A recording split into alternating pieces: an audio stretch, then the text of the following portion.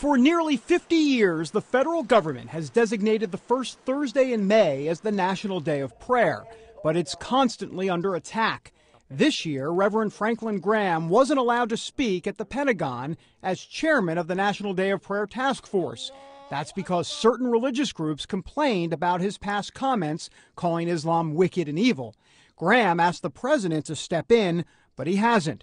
And Graham is calling the situation a slap in the face to all Christians. I think it is a put down because there seems to be that Islam gets a pass, that a couple of Muslims can complain about a Christian event at the Pentagon when there's been Christian events for years at the Pentagon. But yet a few Muslims can complain. They can have Ramadan.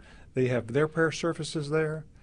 I don't complain. I'm happy for them to do that, but for them to complain because I don't believe the way they believe, and I don't worship the same God they worship. I worship a different God than what they worship, but we love them.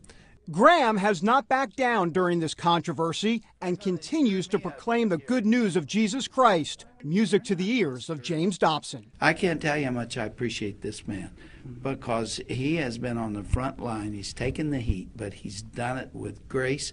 And what he said just now is why I appreciate him so much, because he takes an opportunity like this and he goes straight for the gospel. Dr. Dobson tells CBN News that this controversy has actually helped further the gospel. What Satan intends for evil, God intends for good. It is everywhere. Why are we talking about it today? It is all over the place.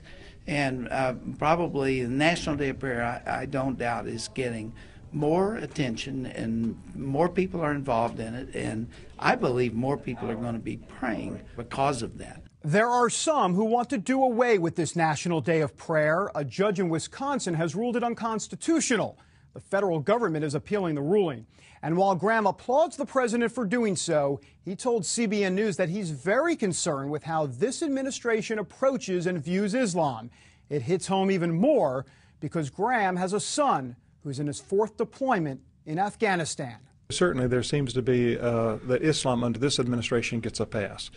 And that is very concerning to me. But what may be even more of a concern for the White House is what Dr. Graham told me next. There were millions of evangelical Christians that voted for Barack Obama in this last election. I don't think they will be at the table next time. I think they've seen things from this administration that concern them, worry them. Graham says the church's voice needs to be heard. I believe the Church of Jesus Christ can make a huge difference in these next elections, but you've got to get out and vote.